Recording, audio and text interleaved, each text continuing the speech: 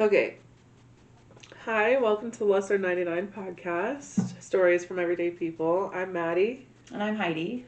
and this is our fourth episode. So, how was your week? How are you doing? I work retail. It was the 9 to 5 and getting through the night. It's been a little slow though, so a lot of standing around. I kind of prefer the busy, but you know, nothing really exciting to tell in my life. I mean, yeah. Well, kind of same for mine. I'm a stay-at-home mom, so I'm kind of just at your house or at mine. That's kind of my thing right now. Right. Man, I don't know, it's a blessing and a curse, I feel, you know? It's so interesting to watch you with your toddler because I have 4 of them. Mm. Like, I just don't remember getting to interact with them the way that you do. And it's fascinating to me. But yeah, I can see and feel and hear your struggle in it. Like, you are just. And then there's times that I remember I laugh. It's funny to me, but I'm sorry for your. Oh my gosh, like the cards. Oh my gosh. See, she has like 3 decks of cards, and by the end of the morning, they are scattered everywhere throughout the living room. It's ironic that you mentioned the cards because I may have scooped them into the trash today and they're already like outside, like not to be found ever again. Like it was time for them to move along. I wasn't going to pick them up one more time. You know what? I'm pretty sure I found a bite mark in one of them anyways, so that's probably a better thing. Oh, you know the Post-it notes we gave her the other day? Mm-hmm. Yeah, one of those was in Mr. Hideaway's spot in his closet. Oh. Chomped the hell out of it. Like, I was like, we're just gonna. She's wild. Yeah, so between the toddler and the cat, it's real interesting around here sometimes. I know, right? Well, that kind of brings us into our topic for this week, which is motherhood, you know. Both of us have kind of talked about wanting to share our experiences with everyone about our journeys where we through came motherhood. from, who we are. Yeah. So you said that you had 4 kids. And just for the record, we were going to try and break it up with a guest, but turns out it's real hard to get people to talk about themselves. So right. We're going to keep trying, going around and begging, our friends and our family, and maybe someday we'll get somebody to come be on here with us. Yes, so, hopefully soon. Yeah, so but anyways, because of that, we wanted to talk about motherhood and the trials that come with it. And, you said you have 4 kids. I just have 1. Yeah, our stories are so, and in different places right now. You're still at the very young age, mine are in their 20s, so very polar opposite in our standings. So go ahead and start about, it's a little interesting to talk about my kids at this point in life because I don't talk to any of them. Like, I never in my life thought I would be the one estranged from my children. Mm-hmm. But there was a lot of misconceptions and a lot of things, that led to that. So, 4 kids, like, I was uneducated, lack of knowledge, like, these babies just kept coming, and I raised them in a survival world. I didn't know it at the time because of where I was at in my life, but I had no emotion in raising them. I didn't know what emotion was.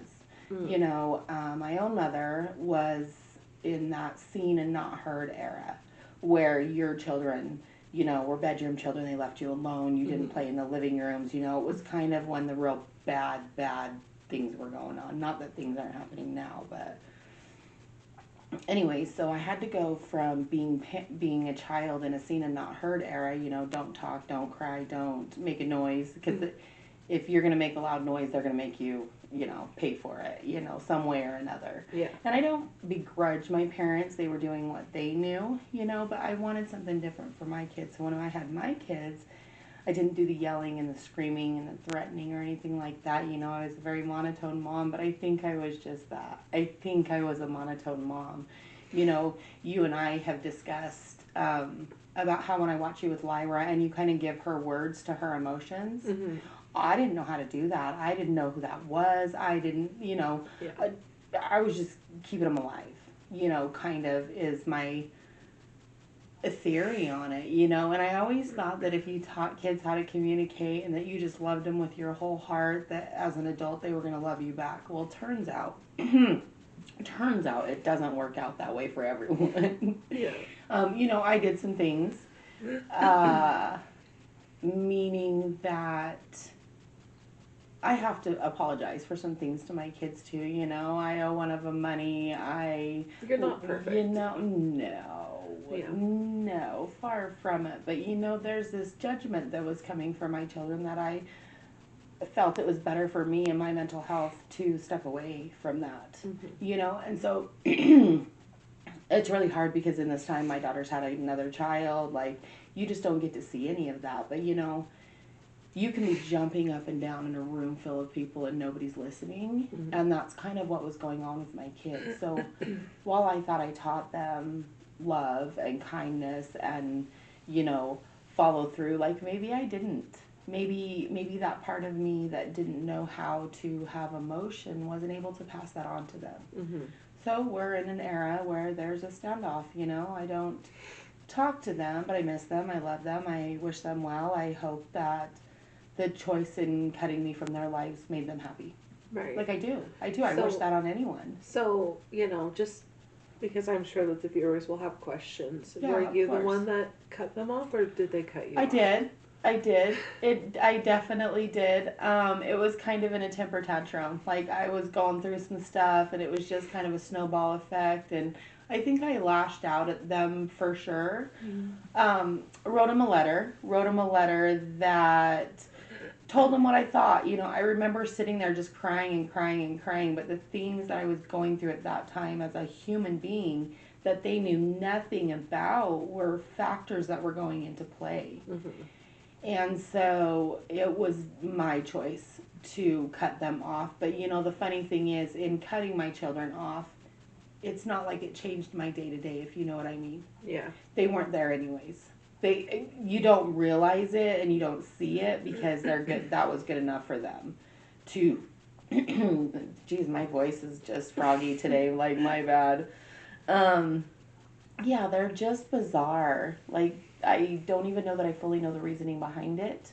Right. But I still raised them in a house that had consequences, and it was always very natural in our home. We had a very homey vibe, very chill vibe.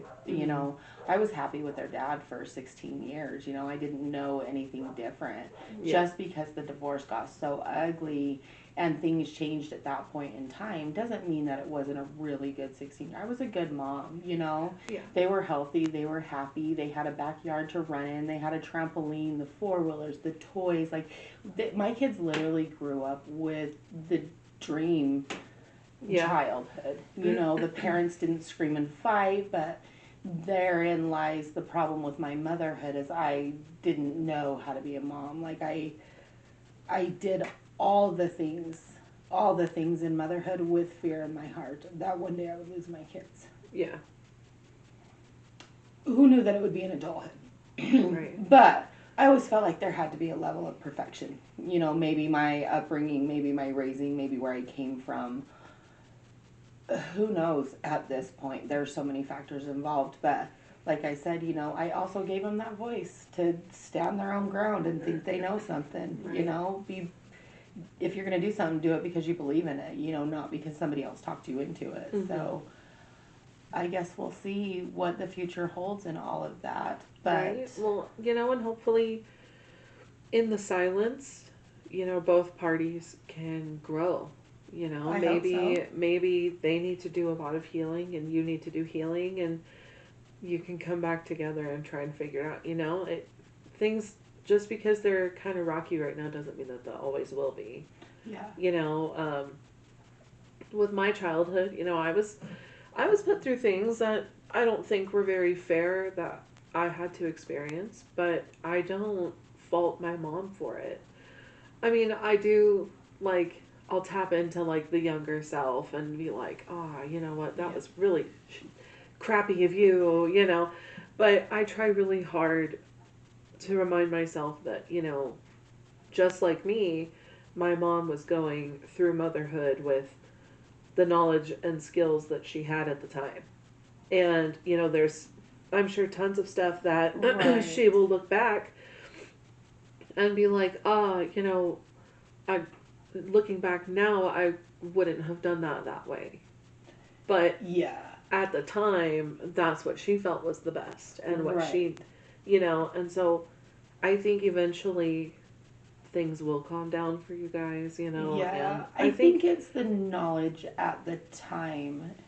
yes. You know, everyone is on their own journey of who they are as a human. Well, and it's kind of healthy for your kids to go out and have their own life, Absolutely. but I definitely, just from talking, I think that there was a lot of boundaries that you tried to set and were pushed back on, and I think they didn't understand that though. maybe boundaries that they couldn't quite communicate clearly. Like, it's just one of those situations that, like, it takes time and everybody has to calm down so that you can hear each other's perspectives, Right. and then be able to, the shouting in a room full Yes. of people and no one's listening. Yeah, somebody needed to silence the room. Right. You know, and it's okay that they're on a journey that I never saw for them right now. And it's okay that I don't know what's going on in their lives. And it's okay that they're parenting without me. Like, that's all okay, because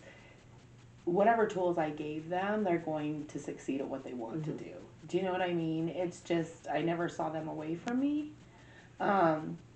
But back to like being a mother, in our home it was so calm and it was so chill, and I didn't really understand that I was the person putting that energy out there, that like you as a mother are the one controlling the mood in your Yes. home. I didn't know that at the time, that was me. Mm-hmm. So when I watch you, you've got the cats and the dog and the turtle and I don't even know what you've got. I don't think there's a turtle in there. No, it's a snake. A snake. I knew there was something in there. Your house is just a different version of organized chaos. But there's a harmony and a rhythm, and even with the ups and downs, there's so much love in your guys' home. Mm-hmm. There really is. You said before that it's just two teenagers learning to get along. It's fun to watch that as you guys parent Lyra. Yes. That motherhood journey. Because I just didn't have that closeness with my partners. I didn't understand that part of things. Mm-hmm. So I was solo raising my kids, which is fighting another battle in your head that you don't know. Right. So yeah, it's a little interesting that I'm not talking to my kids, but they're good people. They just, I think, got misinformed, and that person that misinformed them was somebody that I confided in, that I trusted in, that I believed in who he was as a human, and he took the information, twisted it, and gave it to my children. And my children went with that. Yeah. My children chose to go with that.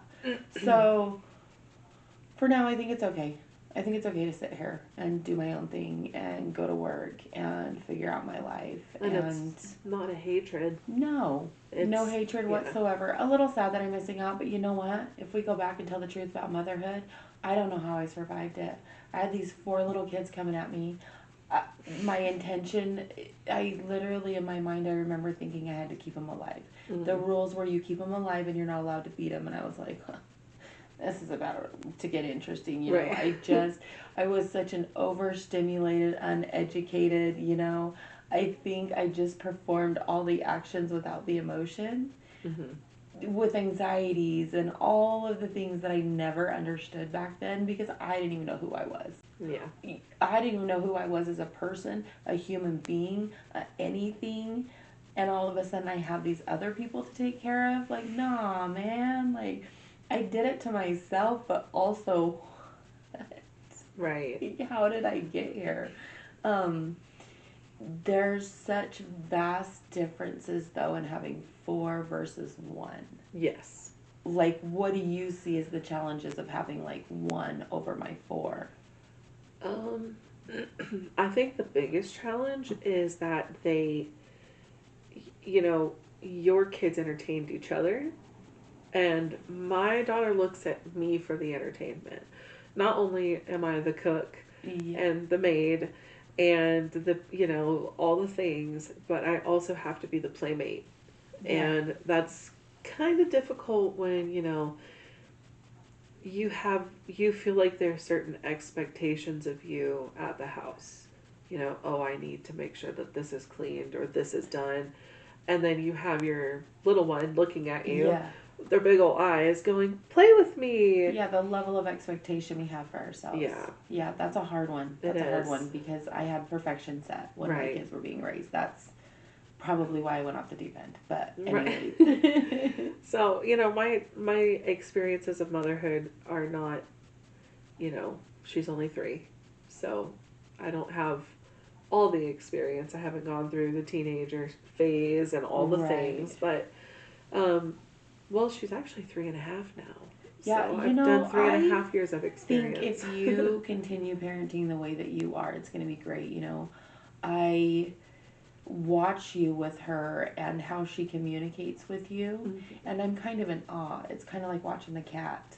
You know, I've never really seen such intricate little thoughts and patterns as Mhm. she's formulating words to communicate with you.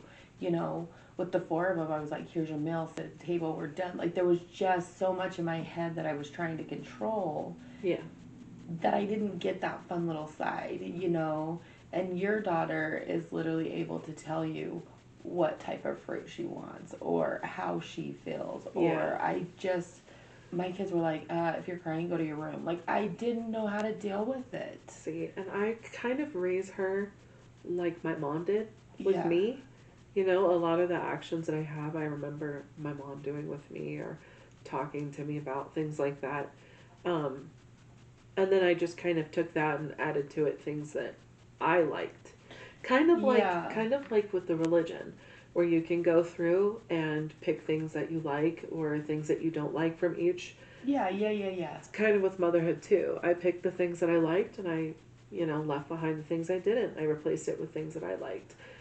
Is it going to be perfect? Who knows? Yeah. You know, maybe when she's 25, The she won't results talk to don't me. come. I don't know. I have no clue. I don't know. I hope You not, know, but you know. definitely can't worry about it. You kind of just have to do the best that you Yeah. can in the moment. Like, You know, it's, I don't know, it's been really hard, but it's, I don't know. You were a stay at home mom too, so you kind of understand. I the- was. Yeah. And I, with not knowing myself, I didn't realize how much those little souls were saving me Yeah. and how much of a beautiful world that was. But as they all went back to school and I got left home with my thoughts and, you know, it was crazy that being a stay-at-home mom being the thing that I despised, the thing I miss most. Mhm. Like, those were the good days. Those were the good old days to sit home with my kids and, you know, the snow, all of it. But I was so set on perfection because of the thoughts in my head from how I was raised Yeah. that I don't know that I knew how to control that. You know, that environment, that space. Mhm. So yours is just such a better controlled chaos than mine was. Right. Mine was strict. Mine was, I think, cold and harsh, but warm at moments. I really don't know. I always thought I was the fun mom, but then when you get exiled, you wonder if you were the fun mom. Like, I mean, at the same time, you kind of can't just be fun mom. You know, No, and that's there's so much that true. you have to do other than just be fun mom because you have to make sure that these kids are set up for success and, you know, ready for adulthood and all the things. Yeah, fair, but I'll put that over there before I drop I it. just, you know, it was the consequences thing of natural consequences. Like, if this is something that you're going to do, this is going to be the consequence to it. Like, kind of strict. But Mhm. also, I read somewhere in a book that if it doesn't hurt your kid, it doesn't hurt you. Like, if it doesn't phase them, it's not going to leave a message, Mhm. you know? And since you can't beat them, that was one of the things somebody told me. So I was like, well, Right. not that was ever a thought in my head, but there was moments that I wanted to, you know, give a kid a good whack. Right. Um, So, okay, so you've had 4. yeah. What was the birth like? Obviously, our birth stories are completely opposite, but No, they really are. So four. So my first one, I was wandering around the lumber store where my husband worked, and my water broke. Mm. And I remember walking with my younger brother, and I was like, "Hey, dude, I think my water broke." And he's like, "What? Like you peed your pants?" And I'm like, "I don't know." And he's like, "Gross, get away from me," Right. and like shoves me away. So I go to the car, and he has to go and find my husband. He's like, "Hey, like you got to go to the hospital." So we did the panic mode. It's the first kid, the water. I haven't had a single contraction at this point. Mm. Did not know anything about anything.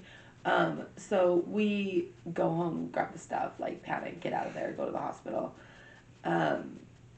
26 hours later, that little girl comes into life, and I was like, never again. Yeah. Like I was adopting, it was never happening again. My first nurse kept telling me it's only going to get worse, and I'm like, well then I'm going to die. Like I'm going to die, but somehow you can't die. Like you can, but I didn't. Like the pain, I survived it. Like it was a whole awful experience for me. I knew nothing about what was coming. Other than what the nurses said in the moment, that's all I knew in having a baby. Like I was that undereducated. So I have this kid, right? She's healthy. My second one, he was like pregnancy and delivery was a no big deal thing to me. I think there was a reason in that. Like, well, I still don't understand why right now. I know it'll full circle, but those four little kids, like, I never got sick. It was just kind of like I got fatter and then had these kids. Like, I can't even tell you how bizarre it is. The only reason I'm saying that is because, tell us your birth story. Like, I can't get over. Mine is so boring and so plain. Four of them, and I have nothing exciting. And yours isn't exciting, but tell us how Lyra came to be. Oh my gosh. You know, and a little before, maybe they know that you have fears in your heart with her. So, yes, it was a really difficult thing. We tried for 9 years. Okay. And nothing, you know. And, you know, I remember having dreams of babies and all these things. Like, I wanted her so bad. I knew I was going to have a girl. I've had her name picked out since high school, you know, all the things. I never went through any of that. Continue. Well, I got pregnant and ended up losing that one. And was pretty much like, well, I'm never doing that again. You know, it was one of those lesson learned. Hey, maybe that's not for me. No, I can't imagine. And then literally a month later, I ended up pregnant again. Oh, so I had no time to grieve. No. Just now there's a kid coming. Yeah, it was one of those. I grieved for 2 weeks. I didn't talk to anybody. I didn't really eat. I smoked a lot and cried. That's pretty much. No, yeah. I pretty much walked around the house like a ghost haunting the halls with my crying. Is pretty much what that was like. I just can't imagine the heartache. And then I decided that it was either that or not a very good choice, and so I, I went to work because it was either that or. See you later. I think I would have to force myself to get out of the house. Like it would be a darkness. That's what it was. I had to. If I could just go and be a cashier for a couple of hours. Yeah. You know, not think about situations, and then I offered to do inventory for the job I was at, and the first day of inventory, I started throwing up. Oh. Every 30 minutes. Oh. And all of the ladies that worked there all have kids. And they were all like, you okay over there? And I'm like, yeah, I'm fine. I think I just like have the flu or something. Like, I just don't feel good. Right. And my boss is like, you should go take a pregnancy test. And I was like, what? No way. I need medication for that. Like, I'm not doing that again. And she goes, go take a pregnancy test. So I go, and, you know, I find out I am. So that was real fun to go back and be like, hey, you were right, you know. So funny thing. Yeah, because I was convinced that was not possible for me, you know. Okay, so definite fears going into this pregnancy because you'd already lost one. So by that point, I mean, it had only been a month. So I was like, oh, well, I'm not going to get excited. And I honestly didn't get excited or celebrate having her until my baby shower, which was a week before I was scheduled for the C-section or to be induced. So at like 24 weeks, they found out that she had, it's called IUGR, which is intrauterine growth restriction. So basically, she wasn't getting enough nutrients Okay. in the womb to like grow normal. So she was 36 weeks, so technically full term, but she was only 4 pounds. So she was super, super tiny. Tiny. And then, like, I tried to have a natural birth. I got induced, which, oh my God, that was a good 24, 25 hours of just, like, laying there in pain. That was my first one that I was explaining. You just lay there dying. Like, yeah, and then they're just like, oh, no, this is what we do. This is fine. And I'm like, why? Like, no, I don't like this. But basically, they gave me Pitocin to, like, further like move things along, and her heart rate dropped. But when we went in to be induced, the doctors had kind of started off with like, keep an open mind because we're probably going to have a C-section. Yeah, you know, they're just too tiny. That's a really rough, like, to go through the birth canal, especially for one so small. Like, it's rough. So the moment that they saw any sign that it was going south, they called it and were like, hey, let's go. So I had my C-section, which... And did that go smoothly? Yes and no. Okay. I was very aware of what was going on. Like hyper aware. Yeah. To the point where I kept trying to close my eyes in hopes that I would pass out. Because I could not be in the experience. Yes, because even though you're numb, you still feel tugging and moving and pressure and like something's not normal. It's numb, but not numb. And then you're losing blood. So not only are you just laying there losing blood, you're also feeling... So in my brain, I was like, turn it off, like, make it stop. Couldn't. Go away. So now I'm looking at the nurse, the anesthesiologist, who's next to me. Mm-hmm. And, you know, they stand next to you with the medication, like the dripper or whatever. And then... And then they look over and they're watching the surgery. So they're kind of monitoring everything, but they stand next to you. Right.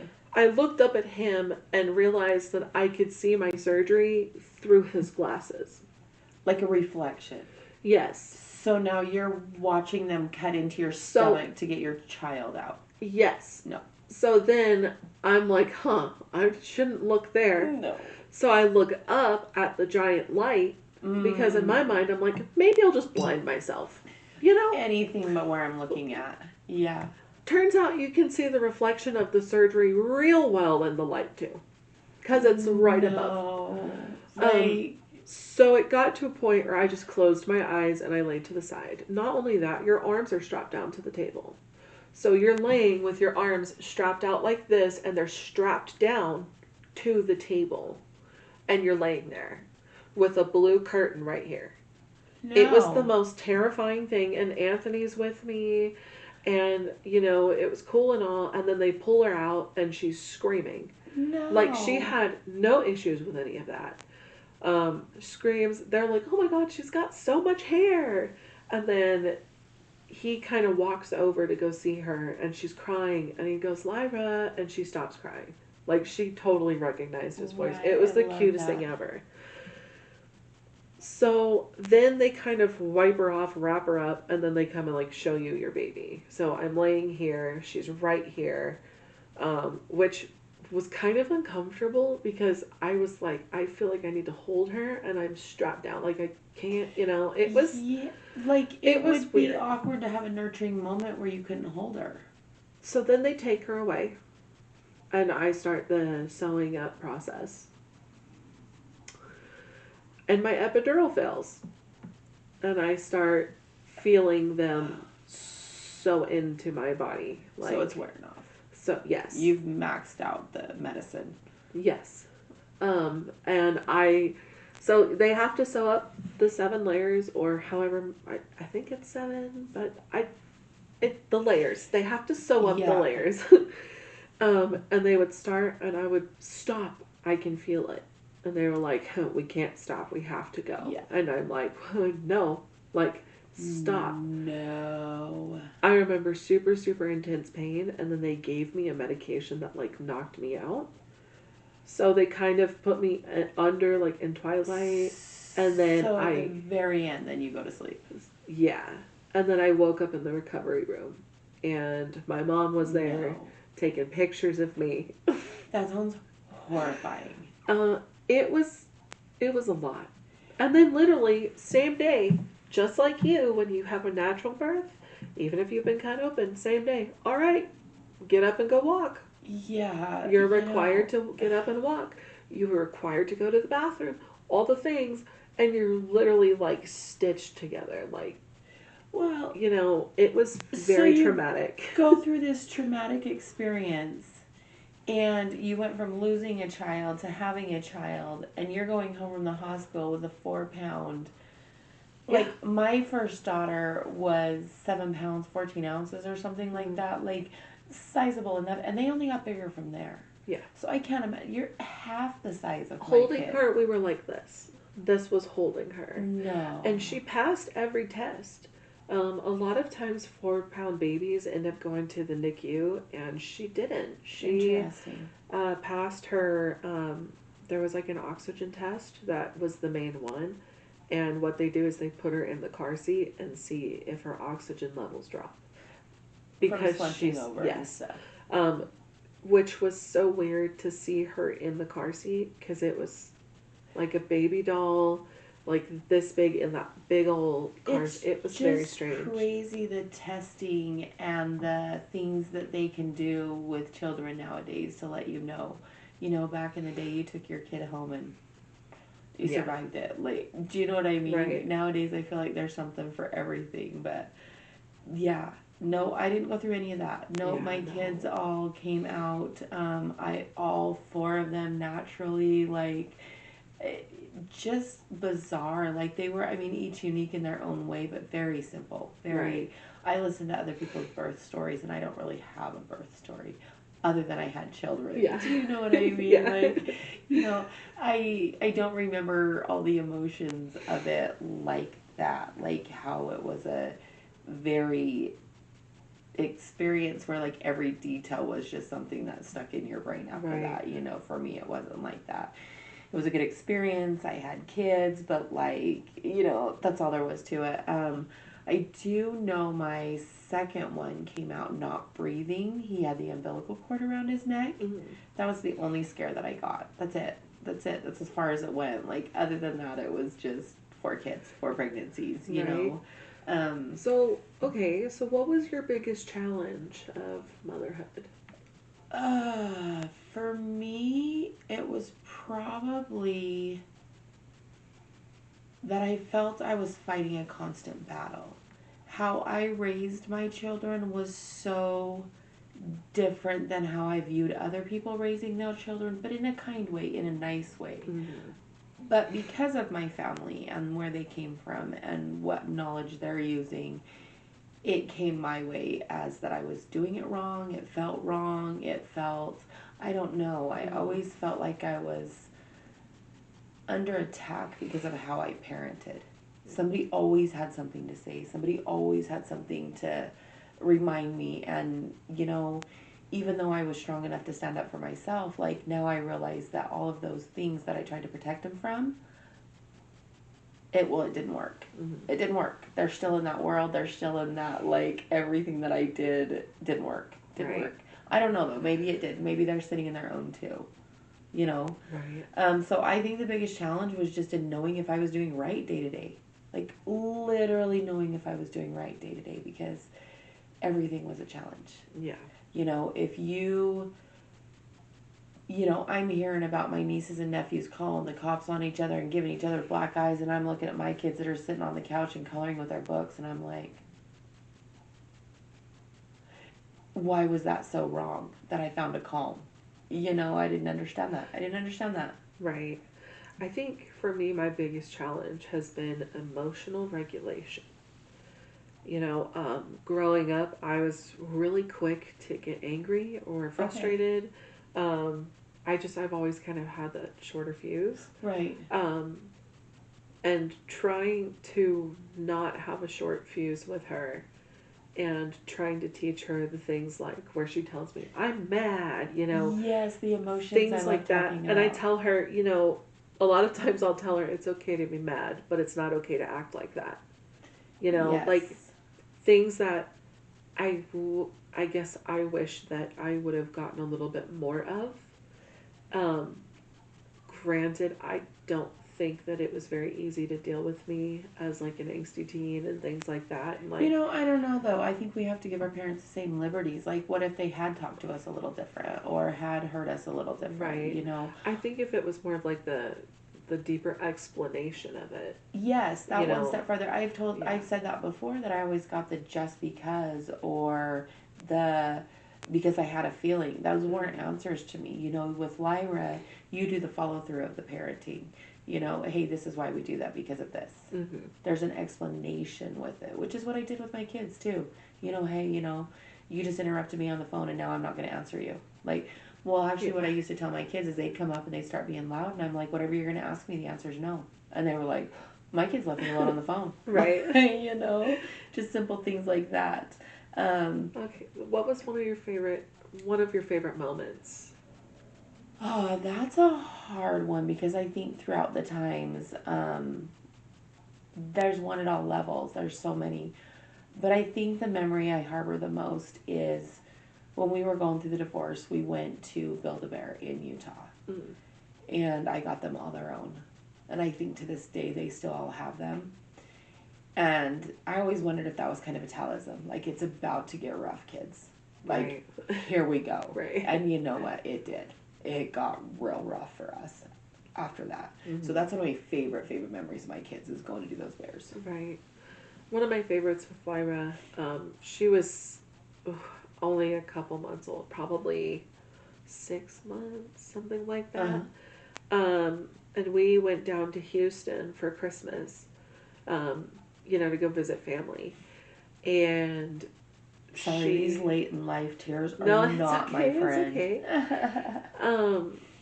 She got to go and see all of her family, she got to see my family, but she also got to see his side, and everybody came in from from all over New Orleans and things like that. And unfortunately, his grandma passed away like right after that, but she did get to sit with his grandma. Oh, I love and I that. have pictures of that, and I just remember like watching her being passed around and everybody loving her and doting on her and like being like, okay, look, she's just as much of the family too, and seeing that was so sweet. I love that. So I good, love that. So wholesome, I guess. Yeah. Okay, so what was, you've talked about your fears, of your children being taken away a little bit and stuff. Was that one of your biggest fears during motherhood, or was it? Yeah, I think now I realize that maybe it wasn't so much a fear of losing my kids, but it was that fear of failure. I just knew that subconsciously, I just knew that I had nobody in my corner. Not really. I never got that safety in a partner. I never got that safety in a friend. I never got that safety in a friendship. I never found that safety. And I think that's where the fear of losing my kids came from, because when you don't have that safety, one wrong move, the world shifts. Right. If you're not calm, cool, and collected. And my world was too chaotic raising kids. It was too chaotic, and sure enough, So, definitely my biggest fear was just, and I think because I went up against so many people that were religious, that I was afraid I would lose them to their way of thinking. And in reality, that is the best way I know how to explain it now, is their way of thinking is so influenced where I think outside the box. Right. So, yeah, the fear was there, the fear was alive, and guess what? We're living it now. Like, Yeah. the one thing I never wanted to happen happened. So, My biggest fear has to be my anxiety with everything, you know. It was a difficult pregnancy and a difficult 9 years, and you know, the miscarriage was a lot. Like, there were a lot of things that were really hard for me and hard to process. yeah. And I definitely see it affecting me like day to day. Um, and trying so hard not to, you know, and then being worried about, is this going to affect her in the future? And like, I'm a classic overthinker. So one thing spirals into 20 other scenarios, you know. Same. Um, Same. it's either that or my other fear is messing up. You know, I, just like everybody, I want to be a perfect mom. I know that I'm human. I know that I'm not going to be perfect every single day and every single time. No, I think that's... One of my biggest fears is like losing her in the sense of her being like, oh, I hate my mom. Or, you know, I want to have a good, solid relationship. I have a good relationship with my mom.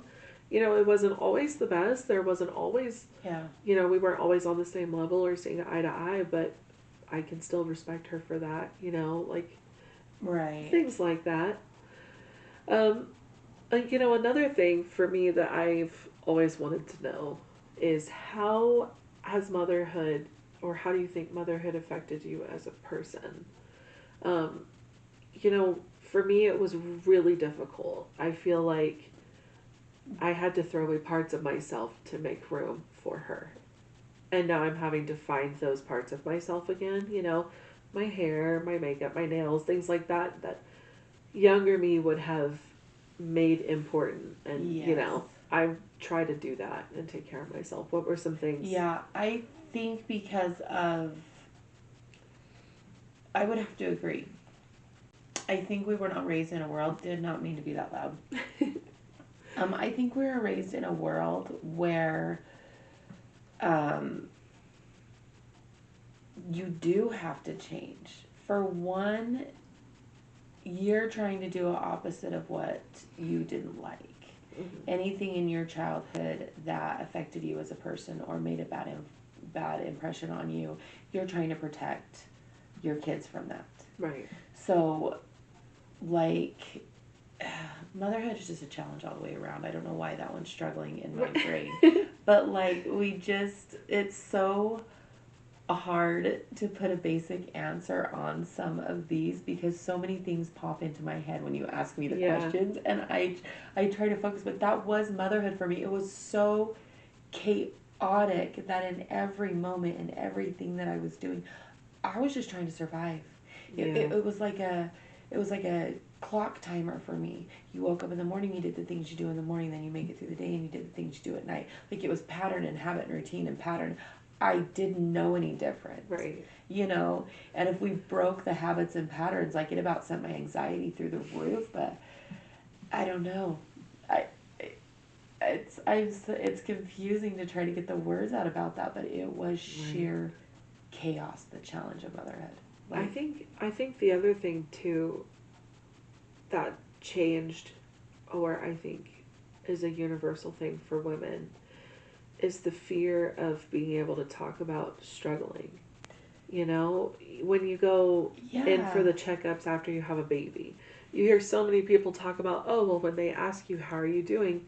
You just say you're fine, because if they think you're crazy, they could take your kid. No, you know, everything and so came with a threat. Yes, and even talking about, you know, there's so many things that I'll say to you, you know, that, like, if I told another person, they'd probably judge me for, or, oh my God, I can't believe you said that, you know. Yes. Like, we get shamed for being tired and all these things, but then it's a universal thing that you talk to a mom and they're like, yeah, I'm tired too. I'm burnt out too. Like, yeah, I wish there hadn't been so much time feeling judged by others or worried about what others were doing. Like, motherhood was hard enough. Yeah. the things that we're faced as a mother, our emotions are wrecked, our house is wrecked, our cars are wrecked, and they're like, hey, do it again. And you're like, Right. And this isn't to downplay, no. like the men's role in things either, because, my husband, he takes care of the family financially right now. Right. And he has given me the space to be able to raise our child in the home, one on one, make sure that she has that. And that's really hard for them too. And I'm not, Yeah.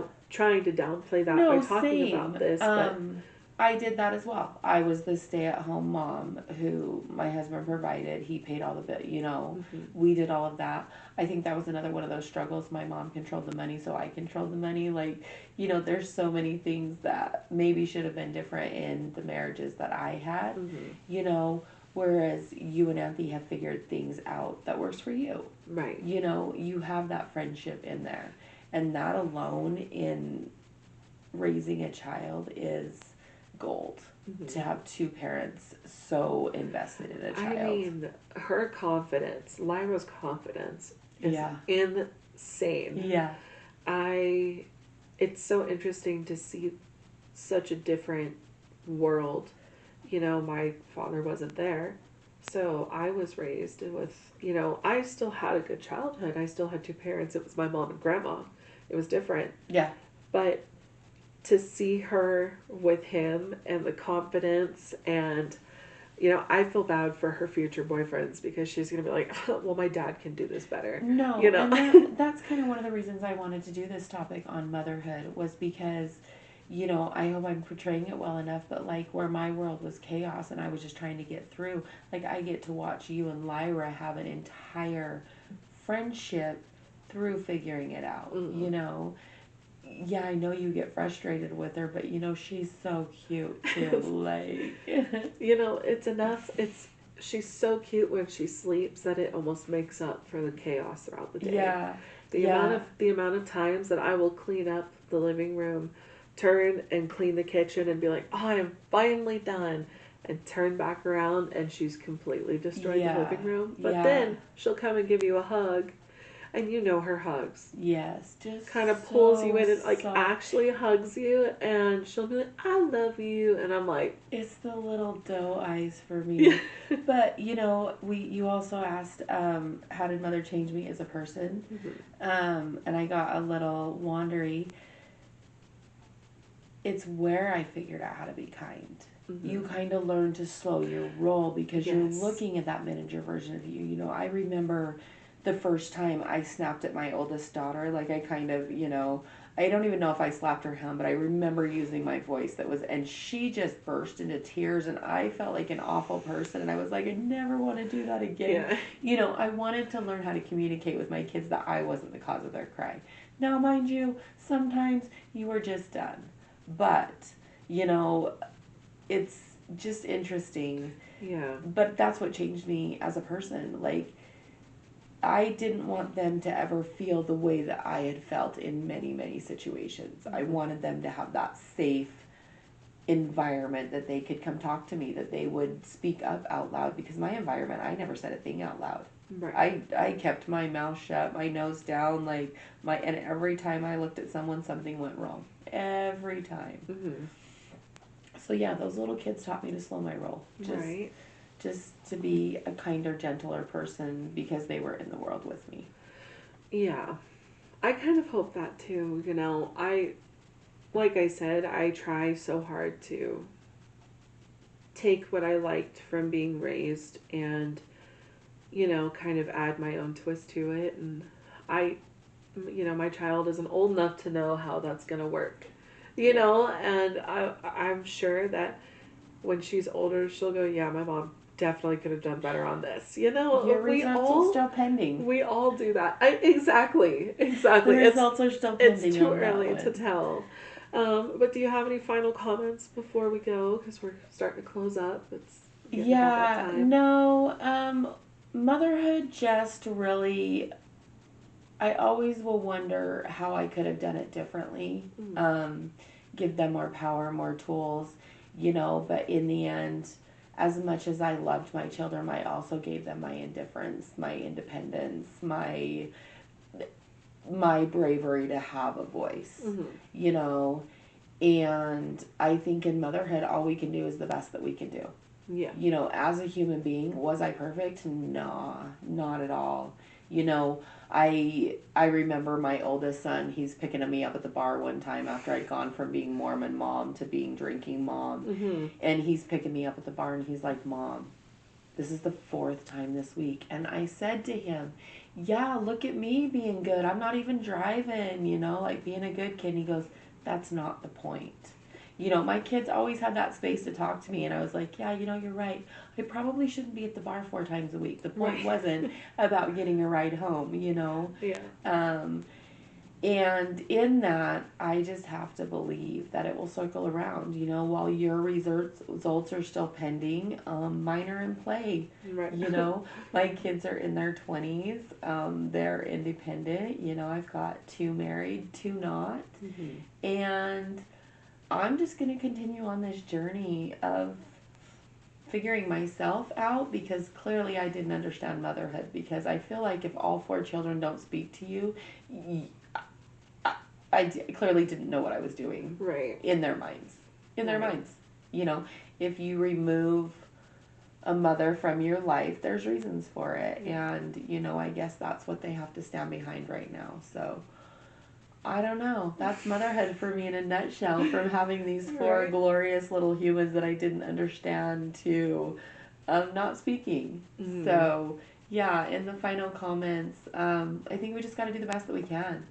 You know, that's why I have loved being a part of your life and your adventure and your child's, because you're giving her those extra tools that I never got as a child, that maybe my kids didn't get as a child. Yeah. You know, and it's fascinating. Right. So, I hope so. yeah, it's a journey. It's a journey. Right. So one that you're right smack in the middle of. Yes. Absolutely. The fact that my living room is clean right now is bizarre. You know what? My living room is somewhat clean right now, too. It's kind of scary. Yeah. I'm sure tomorrow it won't look like that. Probably not. Well, let us So- know in the comments, how many kids do you have? And what was your birth story like? Or what was your favorite moment? Or what are some challenges that you face in motherhood? Is there anything else? Yeah, no, just it would be really fascinating to hear anything really from our fans. Right. You know, we're trying to grow a circle here, and we'd love to hear from anybody. We'd love to share some comments too. You know, I would love to share some stories that we see. It'll Yeah, take like time to on get next there, week's though. podcast. Yeah. Yeah. So, anyways, well, thanks for hanging out with me, Maddie. Yeah. Thanks for being my friend. All right, we'll see you guys next time. Yeah. Like, share, subscribe, comment, do all the things that helps us out, and we'll see you next week. Yeah. Thank Bye. you. Thank you.